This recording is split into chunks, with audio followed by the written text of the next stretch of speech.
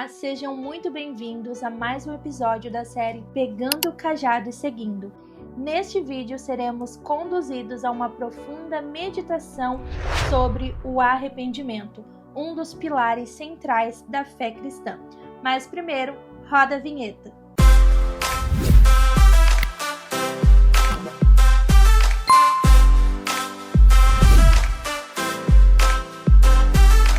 Mas antes de iniciar o nosso estudo, curve a sua cabeça e vamos ao nosso momento de oração. Senhor Deus e Pai, neste momento, Senhor, nos colocamos na Tua presença para Te louvar, Senhor, para Te engrandecer por mais este momento de estudo, Senhor. Vem com Teu Espírito de revelação, sondando, Pai, o coração de cada um, que todo, Pai, espírito ou obra contrária, que vem causando sono, Pai, que vem fazendo com que os Teus filhos se desviem de conhecer a Tua palavra, Pai, é repreendida agora em nome de Jesus. Vem, Pai, com os Teus anjos acampado, Pai, à nossa direita, à nossa esquerda, e que o doce Espírito Santo venha fluir de dentro de nós e também esteja sobre nós neste dia, e que a gente possa sim absorver o conhecimento que vem dos céus para transbordar na vida dos Teus filhos e levar o Teu reino adiante. Em nome de Jesus. Amém. Nesta aula, seremos conduzidos a uma profunda meditação sobre o arrependimento, um dos pilares da fé cristã e o primeiro passo essencial em direção à salvação que Deus nos oferece por meio do Seu Filho, Jesus Cristo. O arrependimento verdadeiro não é apenas um sentimento de culpa ou tristeza, mas um tema muito profundo que gera transformação de mente e coração, que nos leva a abandonar o pecado e a nos voltar completamente para Deus. É nesse ponto de rendição que experimentamos o início de uma nova vida, marcada pela graça, perdão e restauração. Prepare seu coração para compreender o valor eterno desse passo tão decisivo. E para isso, vamos estar lendo lá em Atos, capítulo 2, versículo 36 ao 38, que diz assim: Sendo assim, que todo o povo de Israel tem absoluta certeza disto. Esse Jesus a quem vós crucificastes, Deus o fez Senhor e Messias. Ao ouvirem tais palavras, ficaram agoniados em seu coração e desejaram saber de Pedro e de todos os outros apóstolos. Caros irmãos, o que devemos fazer? Orientou-lhes Pedro: arrependei-vos e cada um de vós seja batizado em nome de Jesus para o perdão de vossos pecados e recebereis o dom do Espírito Santo. Vamos estar lendo também Atos capítulo 17, versículo 30, que diz assim: Em épocas passadas, Deus não levou em conta essa falta de sabedoria, mas agora ordena que todas as pessoas, em todos os lugares, cheguem ao arrependimento. Então aqui vemos, ao meditar em Atos capítulo 2, do versículo 36 ao 38, que o apóstolo Pedro dirige suas palavras especificamente aos judeus, ao qual ele diz: toda a casa de Israel, e afirma com ousadia que Jesus, a quem eles crucificaram, é Senhor e também é Cristo. Ao chamá-lo de Senhor e Cristo, Pedro faz uma das maiores afirmações possível. O termo Senhor do grego diz Kairos e é o mesmo usado na Septuaginta, da tradução grega do Antigo Testamento, para se referir a Deus, a Yahvé. Portanto, Pedro está afirmando claramente que Jesus é Deus ao chamá-lo de Cristo. Ele declara que Jesus é o Messias, o ungido, a esperança de salvação de Israel, que tanto Israel esperava. Então, ao ouvirem essa mensagem, os corações de todos os membros presentes foram compungidos, pois ali compreenderam o que tinham feito, gerou nele culpa na crucificação de Jesus. Além disso, o testemunho apaixonado de Pedro como testemunho ocular e a sua exposição de como os acontecimentos da morte e ressurreição de Jesus se cumpriram, as profecias do Antigo Testamento a respeito do Messias os convenceram profundamente. Isso os levou a fazer a pergunta que toda pessoa que ouve o Evangelho deveria fazer: irmãos, o que faremos? A resposta de Pedro apresenta 3 componentes essenciais da conversão, ao qual a gente vai estar discutindo neste vídeo. O primeiro deles é o arrependimento, abandonar o pecado e voltar-se para Deus com o coração transformado. O segundo é a confissão pública de fé, reconhecer publicamente Jesus Cristo como Senhor e Salvador. E o terceiro é o batismo em nome do Pai, do Filho e do Espírito Santo, ato que simboliza a morte, o sepultamento e a ressurreição de Jesus Cristo. Pedro também afirma que ao tomar esse passo de fé, o novo convertido receberá o dom do Espírito Santo, que zela pela salvação e capacita o cristão a viver uma vida conforme a vontade de Deus, não mais pela carne. Também podemos analisar em Atos, capítulo 17, versículo 30, o apóstolo Paulo fala aos atenienses no Areópago que desenvolveu o seu argumento a partir da teologia natural, ou seja, a compreensão de Deus por meio da criação e da razão. A partir disso, ele introduz uma dimensão escatológica, aquilo que diz respeito aos fins dos tempos e o juízo final. Paulo afirma que Deus não levou em conta os tempos de ignorância, mas agora, com a revelação plena em Cristo, ordena que todos os homens, em todos os lugares da terra, se arrependam. O arrependimento aqui é apresentado como uma exigência universal e também urgente, pois um dia seremos julgados e a data já foi estabelecida por Deus. Neste dia, o mundo será julgado com justiça, tendo como padrão o próprio Cristo, que foi ressuscitado dentre os mortos, como prova de sua autoridade e justiça. E nesse estudo, nós conseguimos tirar algumas lições principais. E quais são elas? Primeiramente, que Deus é justo e Ele também é misericordioso. Ele ignorou o pecado e demonstrou paciência em tempos de ignorância para com o seu povo. E também declarou que o arrependimento é uma ordem, não uma sugestão. É um chamado à mudança de mente e também de vida. Haverá um dia que haverá a prestação de contas. O juízo, ele é certo e Jesus será o nosso juiz. A ressurreição de Cristo, ela veio como um selo de Deus.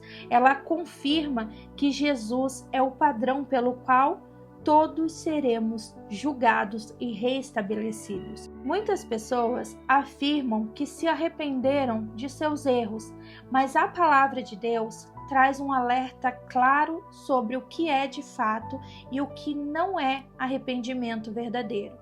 Nesta abordagem, vamos contextualizar e refletir sobre essa diferença essencial à luz das Escrituras. Para isso, é importante destacar que Deus não se baseia apenas em nossas palavras, Ele sonda o nosso coração. Palavras podem ser bonitas, bem articuladas e até emocionantes, mas se o coração estiver distante, orgulhoso ou endurecido, elas não têm valor diante do Senhor. Por outro lado, pode ser que nos faltem palavras, mas o coração quebrantado, sincero e arrependido toca os céus. Deus não rejeita um coração contrito, conforme diz lá em Salmos 51:17. E é justamente essa condição interior que Ele busca em cada um de nós. Então vamos ao nosso tópico principal, que não é arrependimento. Vamos então entender que não é um mero sentimento de culpa, vamos estudar Atos 24, 25, não é uma mera tristeza pelo pecado, vamos estudar 2 Coríntios 7, 10, não é uma mera tentativa de sermos pessoas boas, vamos estar estudando Isaías 64, 6, não é adquirir religiosidade, vamos estudar Mateus 3, do 7 ao 10 e Mateus 5, 20. E também não é um mero conhecimento da verdade, vamos estudar Romanos 10, 10, Tiago 2, 19 e 20. Então, vamos começar compreendendo. Não é um mero sentimento de culpa. E para isso, vamos ler então Atos capítulo 24, versículo 25, que diz assim: quando Paulo começa a pregar sobre a justiça, o domínio próprio e o juízo vindouro, Félix ficou apavorado e exclamou: basta por agora, podes retirar-te. Em outra ocasião mais conveniente, te mandarei chamar outra vez. Então, nesta passagem, vemos um encontro marcante entre o apóstolo Paulo e Félix, o governador romano. Félix vivia em um pecado aberto, tendo tomado Drusília como esposa, mesmo ela sendo casada anteriormente. Ao chamar Paulo para ouvir sobre a fé cristã, ele foi confrontado com 3 pilares fundamentais do Evangelho: justiça, temperança e juízo vindouro. Então, a retidão de Deus denunciou então o pecado que ali habitava neste homem. Posteriormente veio com o domínio próprio, a disciplina interior que o Espírito Santo opera naqueles que se rendem a Cristo, e posteriormente o juízo vindouro. Então, a certeza de que todos prestarão contas diante de Deus. Então, vamos entender um pouquinho da reação de Félix ali. Mesmo sentindo medo, uma convicção temporária, Félix rejeitou o chamado ao arrependimento. Ele adiou uma decisão que poderia ter mudado a sua trajetória, revelando um coração endurecido. Quantas vezes o Espírito Santo nos confronta através da palavra e preferimos adiar a nossa resposta? Assim como Félix, muitas pessoas sentem a presença de Deus, reconhecem o erro, mas não se quebrantam verdadeiramente. Hoje, venho aqui meditar com você. Tenho deixado o Espírito Santo confrontar e transformar áreas específicas da minha vida? Medite comigo neste dia. E também pense: estou adiando alguma decisão espiritual importante por medo ou conveniência? Esses são um dos pontos. O segundo ponto não é uma mera tristeza pelo seu pecado. Então vamos ler 2 Coríntios capítulo 7, versículo 10, que diz assim: a tristeza, conforme o Senhor, não produz remorso, mas sim uma qualidade de arrependimento que conduz à salvação. Porém, a tristeza do mundo traz morte. Paulo escreve esta segunda carta com um tom pastoral e firme. Ele está respondendo às citações delicadas que envolvem pecado, arrependimento e reconciliação com Deus e também com o próximo. Em 2 Coríntios capítulo 6, Paulo chama os cristãos a viverem separados do jugo com os incrédulos e a preservarem a pureza do templo espiritual que somos em Cristo. Ele exorta ali no versículo 14: não vos prendais ao jugo desigual com os infiéis. E também no versículo 17: sai do meio deles e separai-vos. Esse chamado à separação, ele é um ato de obediência a Deus e sinal que reconhecemos a presença dele em nós.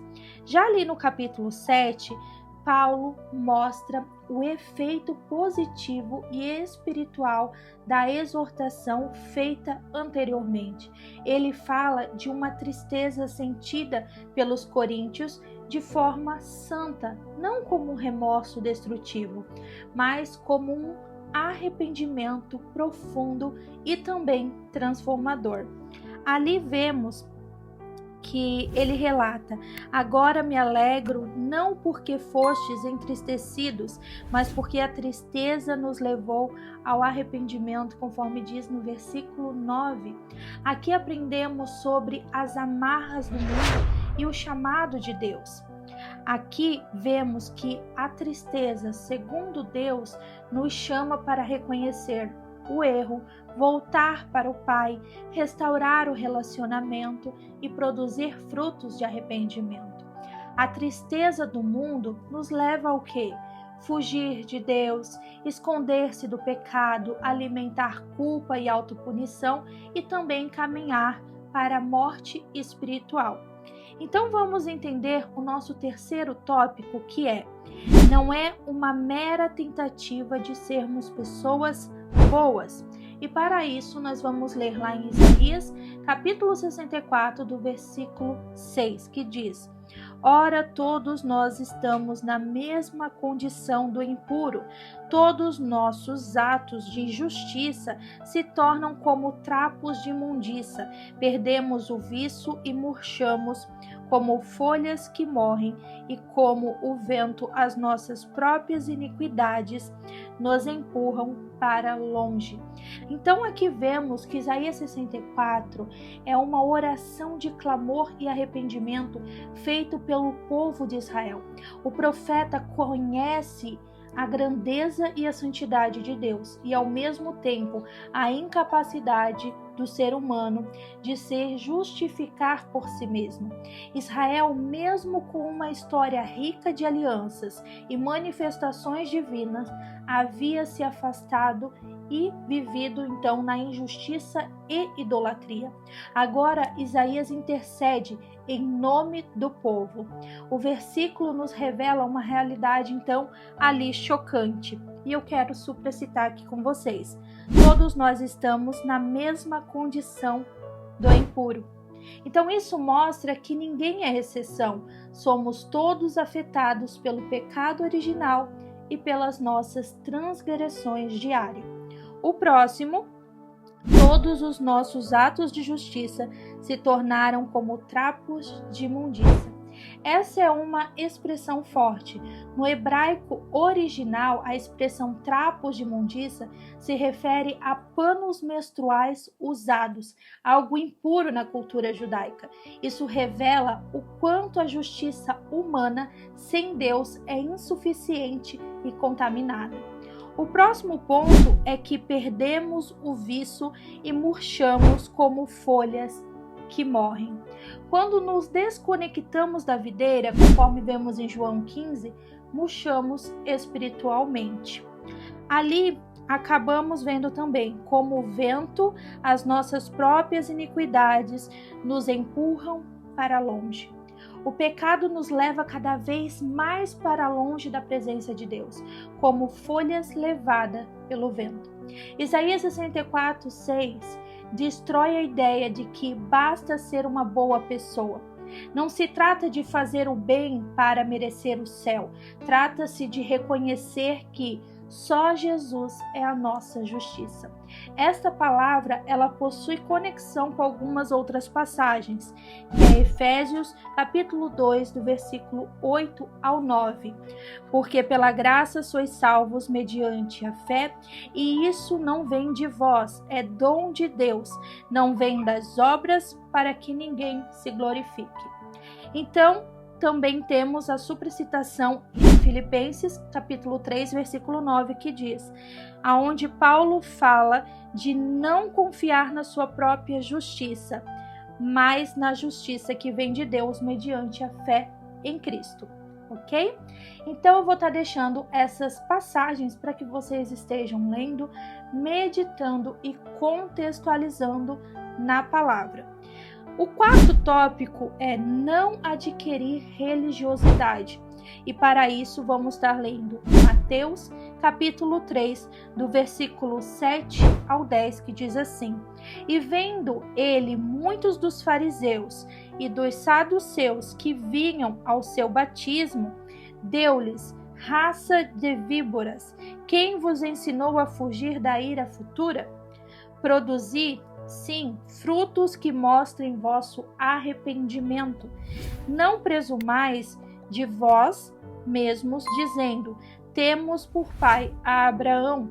Porque eu vos digo que mesmo destas pedras Deus pode gerar filhos a Abraão. O machado já está posto à raiz das árvores, e toda árvore, pois que não dá frutos ou bom fruto, é cortada e lançada no fogo. E podemos ler também Mateus capítulo 5, versículo 20, que diz assim: porque vos digo que se a vossa justiça não exceder a dos escribas e fariseus, de modo nenhum entrais no reino dos céus. Então vamos entender um pouquinho dessas duas passagens. Então vamos entender Mateus 3. Nessa narrativa, ele traz a pregação de João Batista no deserto da Judéia, em um tempo de preparação para a vinda do Messias. Ele chamava o povo ao arrependimento, não à adesão de uma religião, mas que houvesse um arrependimento genuíno. Já em Mateus 5, já é o início do Sermão no Monte, onde Jesus inicia ali falando e ensinando sobre o verdadeiro caráter do reino dos céus, confrontando a aparência religiosa dos líderes da época. Então vamos analisar Mateus capítulo 3, do versículo 7 ao 10, que fala sobre o arrependimento e frutos. E ali fala primeiramente: raça de víboras. João Batista denuncia a hipocrisia dos fariseus e saduceus, que vinham ao batismo sem nenhuma mudança de coração. Eles queriam sinal, mas não a transformação que viesse no seu coração. Posteriormente, frutos que mostrem vosso arrependimento. O arrependimento verdadeiro produz evidências visíveis, não apenas palavras ou gestos religiosos. Ali também cita: não presumais, temos por pai Abraão. Eles confiavam na tradição religiosa e identidade étnica, mas João alerta que Deus olha o coração e os frutos, não a genealogia ou posição social. E posteriormente diz: o machado está posto à raiz. A urgência e consequência para a esterilidade espiritual. Aqueles que não produzem frutos serão cortados. E isso nos leva a analisar também Mateus 5:20, que então fala sobre a justiça superior à religiosidade. Jesus eleva o padrão. Não basta a aparência de justiça, é necessário uma justiça interior, operada pelo Espírito Santo de Deus. Os fariseus eram mestres em guardar regras, mas não em viver em humildade e arrependimento. A justiça do reino é diferente, ela nasce da transformação interior. Então vamos ao nosso próximo tópico, que é a religiosidade não salva. Não é sobre frequentar cultos, usar uma linguagem cristã ou ter um cargo na igreja. É sobre nascer de novo, produzir frutos visíveis de arrependimento e viver rendido à vontade de Deus. A religiosidade convence os homens, o arrependimento toca o coração de Deus. Então vamos entender algumas conexões sobre este tópico. E o primeiro é Isaías 64:6, que fala sobre as nossas justiças como trapos de imundícia. Lucas 18, do 9 ao 14, que fala sobre a parábola do fariseu e do publicano. Deus resiste e justifica então ali o coração quebrantado. Tiago 2:26. A fé sem obras é morta, mas essas obras vêm como fruto do arrependimento, não como em tentativa de merecer algo. Então eu vou estar deixando estas passagens que são conexão com os demais que eu já apresentei aqui para vocês, e eu peço que vocês estejam lendo e anotando, então aí no PDF ou no caderno de estudo de vocês, qual foi a revelação que o Espírito Santo trouxe à sua vida, e também estude na palavra. Se você não tem uma Bíblia de estudo, procure nos aplicativos de estudo da palavra, onde então ali tem a hermenêutica. Mas se ainda assim ficou alguma dúvida, coloca no chat, coloca aqui nos comentários que a gente vai estar trazendo então a resolução aqui para vocês. Então vamos para o nosso tópico 5. Não é um mero conhecimento da palavra, não é um conhecimento superficial, é se aprofundar em conhecimento. Romanos capítulo 10, versículo 10 diz assim: porque com o coração se crê para a justiça e com a boca se fala a confissão para a salvação. Romanos 10 é uma parte essencial do discurso de Paulo sobre a salvação, destacando a diferença entre a justificação pela lei e a justificação pela fé. Aqui ele está explicando como a salvação está acessível a todos judeus e gentios, pela fé em Cristo e não pelas obras da lei. Então vamos entender a contextualização desta passagem. Ali diz: com o coração se crê para a justiça. Então fala, a fé verdadeira não é apenas uma aceitação intelectual, mas um ato do coração, do centro do ser humano. Paulo está enfatizando que a justificação, ser tomado então ali pela graça do Senhor, acontece pela fé interior sincera, não por rituais externos ou méritos próprios. O segundo ponto é que com a boca se faz confissão para a salvação. A confissão verbal é a manifestação externa da fé interna. Isso não significa que as palavras por si salvam, mas que elas evidenciam uma fé autêntica. A salvação aqui está ligada à confissão de que Jesus é o nosso Senhor e Salvador. Ou seja, reconhecer publicamente a soberania de Cristo na nossa vida.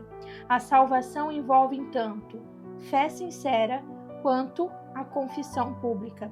Esse texto nos chama a coerência entre crer e viver, pois quem crê fala e quem fala testemunha. Isso também serve de alerta contra uma fé apenas oculta ou cultural, pois a confissão é um passo visível no discipulado de cada membro no corpo de Cristo. Então vemos que Romanos 10 nos ensina que a fé ela é genuína e ativa, visível e transformadora. A salvação, então, ali, ela é um dom para que se manifeste no nosso interior e se revela no nosso exterior. Então vamos estar lendo Tiago, capítulo 2, do versículo 19 e 20. Crês tu na existência de que um só Deus? Fazes bem, até mesmo os demônios creem e tremem. Queres, pois, assegurar-te, ó homem insensato, de que a fé sem obras é de fato inútil. O capítulo 2 de Tiago confronta diretamente uma fé que é apenas intelectual ou declarativa, mas que não se traduz em ações. Ela contrasta dois tipos de fé: uma viva e uma morta, uma acompanhada de obras e uma que não produz frutos.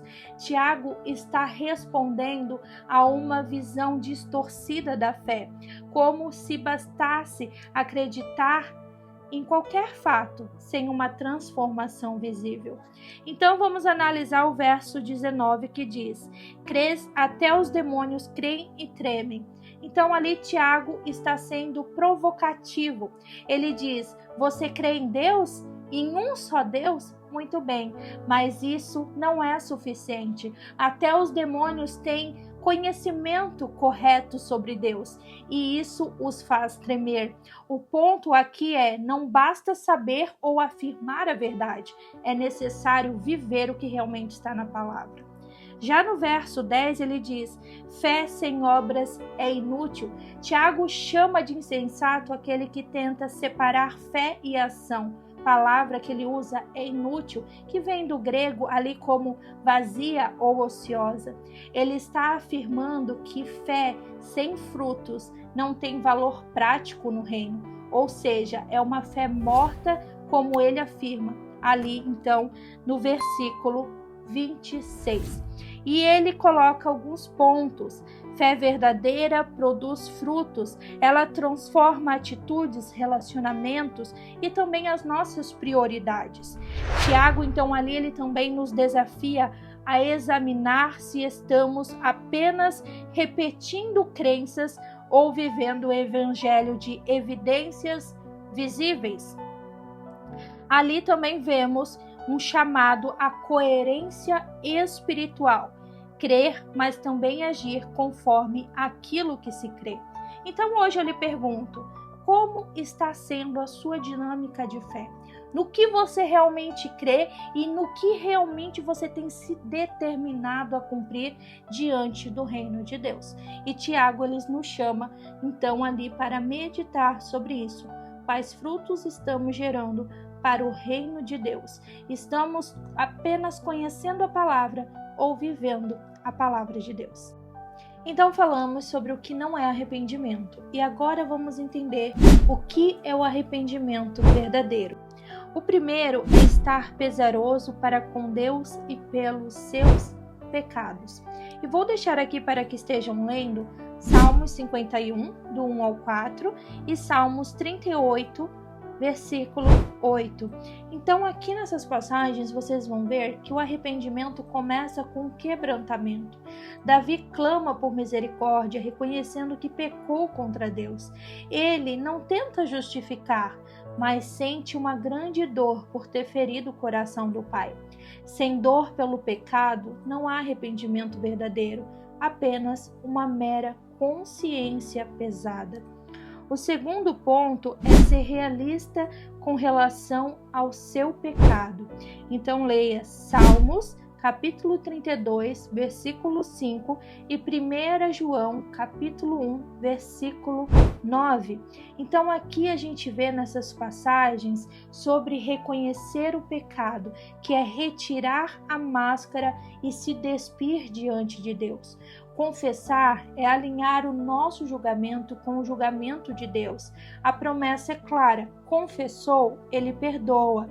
Não se esconda, mas se você deseja realmente se curar, começa com a verdade, confessando diante do Senhor. O terceiro é abandonar o seu pecado por total. Então leia Provérbios capítulo 28, versículo 13. Aqui fala sobre o arrependimento sem mudança. Ele é um auto-engano. Aquele que encobre o erro não prospera, mas o que abandona e confessa alcança então a misericórdia de Deus. Não adianta lamentar e continuar praticando. Abandono é ruptura, é largar de uma vez por todas o pecado. O quarto é odiar o pecado.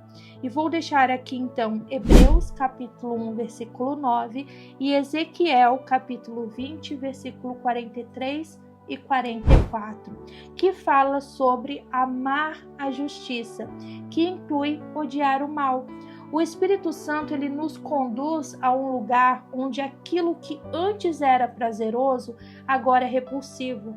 Quando há arrependimento, nasce uma nova mentalidade e com ela um nojo santo do que antes nos aprisionava. O quinto é sobre, quando possível, restituir aos outros o que vocês lhes devem. Então, Lucas capítulo 19, versículo 8 e Levítico capítulo 6, versículo 1 ao ao 7. E aqui nessas passagens vocês vão ver que Zaqueu é um exemplo poderoso. Não só ele se arrepende, mas repara os seus erros. Deus se alegra quando restauramos relacionamentos e também a sua justiça é estabelecida. Onde for possível, busque reparar o dano. Isso confirma que o arrependimento não foi só de palavras. Então vemos aqui que essas 5 etapas revelam que o verdadeiro arrependimento ele não é momentâneo, mas ele é uma mudança de direção e também uma nova mentalidade e comportamento. Ele nasce no coração, mas também se manifesta em cada um dos nossos atos. Compreendemos até aqui o que é arrependimento, mas o que envolve o arrependimento verdadeiro? E lá no seu PDF de estudo eu deixei alguns tópicos junto aos versículos relacionados a cada tema. O primeiro dele, que é necessário reconhecer os frutos da carne e rejeitá-los, trocando-os então pelo fruto do Espírito. O segundo, que é renunciar aos padrões do mundo e escolher viver segundo os valores do reino. O terceiro é sobre o eu, sobre o egocentrismo, que daí ele passa a não governar mais o nosso ser e Cristo passa a ser então o centro da nossa vida. O quarto, que é renunciar ao inimigo e se desligar de toda legalidade que a gente possa ter dado, toda autoridade que possa então ter sido concedida. O quinto é que a vida com Deus ela é relacional, gerando intimidade e dependência. O sexto, arrependimento se torna um estilo de vida, não um evento pontual. Abaixo de cada um tem as passagens ali, referências, para que você esteja lendo, meditando, anotando no seu caderno de estudo ou até mesmo no seu PDF, se você tiver o tablet.